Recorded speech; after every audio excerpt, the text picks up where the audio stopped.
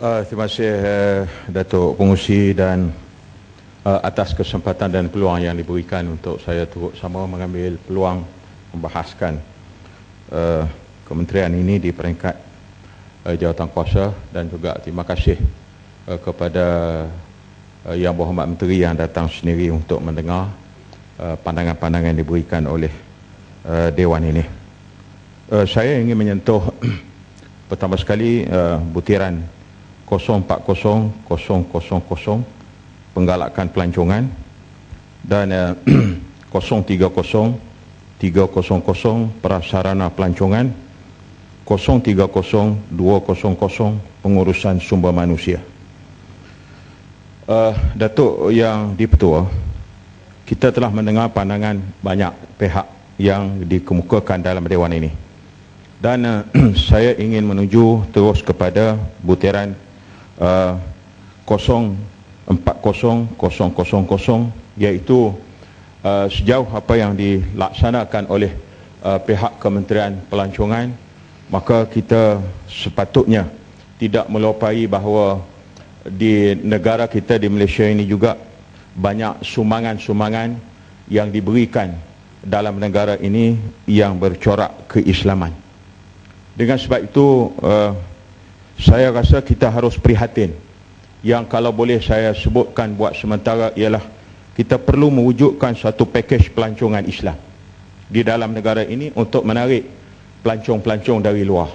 Kerana pelancong-pelancong dari Eropah, Jepun, China dan sebagainya, mereka lebih juga tertumpu kepada untuk melihat bagaimana negara ini yang terkenal dengan sejarah keislamannya sejak daripada dulu. Contoh, kita mempunyai masjid-masjid utama dan masjid-masjid bersejarah dalam negara yang ada bangunan-bangunan masjidnya telah dikategorikan sebagai bangunan-bangunan warisan. Tetapi masjid-masjid ini dengan seni bina mereka yang telah begitu lama nampaknya terkesamping dan tidak dikunjungi oleh pengunjung-pengunjung itu sendiri. Jadi saya mengharapkan bahawa suatu perhatian harus diberikan oleh pihak kementerian ini sendiri, kerana kita yakin di kebanyakan negara dari Eropah, Jepun dan juga China sebagainya, mereka sulit nak tengok bangunan-bangunan masjid sebagaimana yang ada di tempat kita. Kita ada di Johor, kita ada di Kelantan, di Kedah, di Perak dan seluruh negara. Bahkan di Selangor ini sendiri tak kurang pada masjid-masjid yang begitu ratusan tahun sejarahnya. Begitu juga kita ada di sini ialah institusi-institusi pengajian tradisional yang dikenali sebagai sekolah-sekolah pondok. Di barat tak ada pondok, di Jepun tak ada pondok, di China tak ada pondok. Begitu juga di tempat-tempat yang negara-negara lain. Jadi kalau mereka datang ke sini, mereka seronok nak tengok di tempat yang tak pernah terfikir, tak pernah tergambar perkara-perkara yang ada di tempat mereka. Walaupun mereka mungkin daripada orang bukan Islam, tapi mereka seronok nak tengok tempat-tempat macam mana tumbuhnya ilmu pengetahuan Islam yang diasaskan peringkat awal dulu. Mungkin ini peringkat awal 40-an dan sebagainya. Begitu juga tempat-tempat yang lain yang bersejarah, yang berkaitan rapat dengan kedatangan Islam di Malaysia. Seperti mana... Boleh? Sempat lagi kah? Tak tahu. Ya. Boleh? Ya? Sebab, okey. Saya nak tanya ringkas dia, Yang Berhormat. Sebab dululah dibangkitkan soal kata kita nak cuba dapatkan keuntungan daripada pelancong-pelancong Muslim seluruh dunia. Jumlah dia tinggi. Apa pandangan Berhormat? Ada cadangan dulu minta Kementerian Pelancongan tu pastikan ada satu taraf, sebab pengunjung ni bukan semua nak pergi masjid, Yang Berhormat. Ada nak pergi spa, nak pergi riadah apa semua. Tapi kita tak ada lagi status spa halal. Yang ada setengah negara tu dah buat kempen wujudkan spa ni bertaraf halal, dia katanya halal compliant. Mungkin kita boleh juga bangkitkan perkara ni sebab pelancongan tak pernah fikir pasal benda tu. Terima kasih. Saya terima kasih kepada Yang Berhormat Indra Mahkota. Saya setuju dengan pandangan itu sendiri, kerana kalau kita nak katakan untuk nak minum minuman keras misalnya, pelancong-pelancong dari Eropah daripada jemu dah. Orang kata dalam bahasa mudah cakap kampung, dah tak larat nak mabuk dah. Jadi datang ke sini untuk peringkat nak lihat bagaimana suasana yang tenang, suasana yang stabil, suasana yang sesuai dengan susila dan budaya timur. Jadi saya setuju apa yang dijelaskan oleh saudara kita dari Yang Berhormat Indra Mahkota. Saya nak kaitkan balik tadi, iaitu macam contoh batu bersurat. Kadang batu bersurat tinggal dalam sejarah, tapi pelancong tak tengok. Tempat-tempat pahlawan Melayu Islam, kita ada di semua negeri. Kita ada di Sabah, yang kalau tak silap saya dikenali dengan Tok Janggut. Kalau di Sarawak dikenali dengan Rosli Gobi ke? Dobi. Dan begitulah di seluruh negara. Kalau di Pasir Salak sendiri, ini adalah pahlawan-pahlawan yang bukan sahaja dari segi Melayunya, tapi dari segi keislaman mereka mempertahankan negara dari sudut roh Islam itu sendiri. Dan ini kita nak perkenalkan kepada pelancong-pelancong luar. Begitu jugalah di Melaka, di Kelantan, di Terengganu, dan hampir di seluruh negeri di Malaysia ini sendiri. Pengalaman saya, Datuk Pengurusi di Masjid Negara,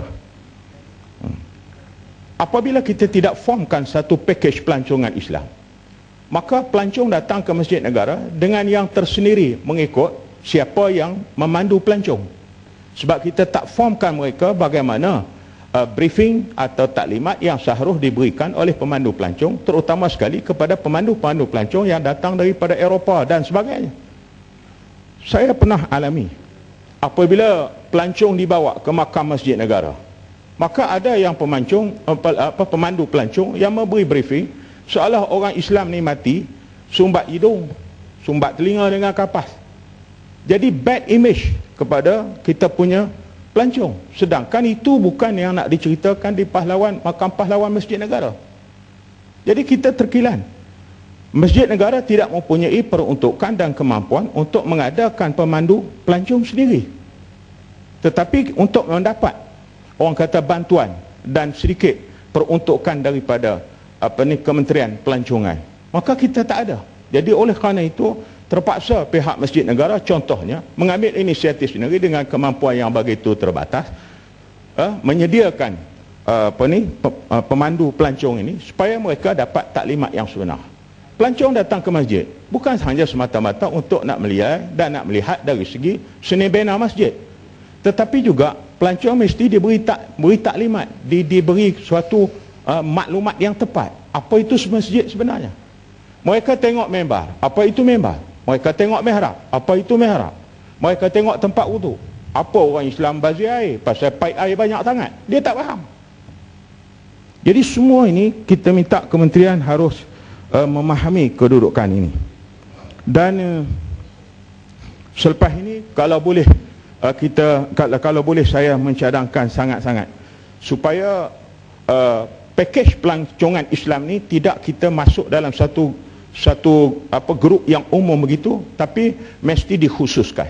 Bukan maksud pakej pelancongan Islam ini khusus untuk orang Islam semata-mata, tetapi lebih jauh daripada itu ialah Islamic knowledge ataupun pengetahuan Islam yang sebenarnya yang berkaitan itu sendiri sampai kepada orang-orang lain, pelancong-pelancong luar, walaupun mereka terdiri daripada orang yang berbagai agama dan juga berbagai bangsa.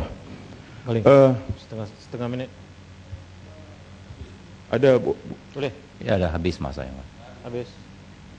Saya habiskanlah yang mat, habiskan. Minta maaf pendang. Saya minta izin pada Datuk Pengurusi, saya di kawasan saya di Baling. Ini berkaitan dengan 040 lagi, 000 dan juga suasana di Baling itu sendiri. Sebagai mewakili rakyat Baling, maka destinasi pelancongan di kawasan saya di Baling begitu menggalakkan sebenarnya. Tetapi mungkin Yang Berhormat Menteri pun dah maklum, cuma kita minta supaya diberi perhatian yang lebih, kerana di sana ada kolam air panas Ulu Legong, tempat peranginan Latar Bayu, Bukit Hijau, dan juga berhampiran dengan Sik. Kemudian yang uniknya Baling ini adalah bandar di pinggir gunung.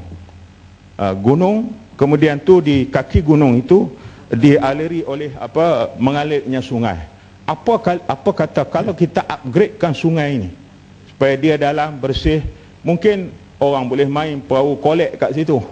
Jadi pelancong seronok sambil-sambil makan angin. Yang memang angin di Baling ni bersih sebenarnya, sebab dia suka bersih. Kemudian tu di sana juga yang paling sejarah kita tak boleh lupa ialah pertemuan antara Cheng Ping dengan Allahyarham yang teramat mulia Tunku Abdul Rahman, Perdana Menteri yang pertama. Ini banyak mesej di situ, bukan takat nak jumpa Cheng Ping dengan Tunku, tapi bagaimana rakyat Malaysia bangun menentang komunis, sehingga pada ketika itu tercapai suatu perjanjian yang akhir sudahnya membawa kepada negara ini berada dalam keadaan sebagaimana yang ada sekarang. Tempat Cheng Ping juga jumpa Tunku ni di kelas yang tempat saya belajar dulu. Waktu saya di primary school. Itulah tempat saya duduk belajar dulu. Pelancong datang. Tapi sekarang tempat tu dah sunyi sepi. Generasi dah tak kenal lagi. Begitulah juga Raja Bersiung. Tak tahulah Raja Bersiung ni ceritanya. Dan yang paling unik juga ialah perkampungan asli. Terdapat perkampungan orang asli yang duduk di tepi pekan ataupun tepi bandar. Jadi pelancong datang secara tidak langsung, mereka boleh mengenali masyarakat orang asli yang mereka tak payah masuk ke dalam hutan. Jadi inilah saya mencadangkan supaya Yang Berhormat Menteri dapat memberi perhatian untuk produk pelancongan di kawasan saya di Baling. Terima kasih Datuk Musi.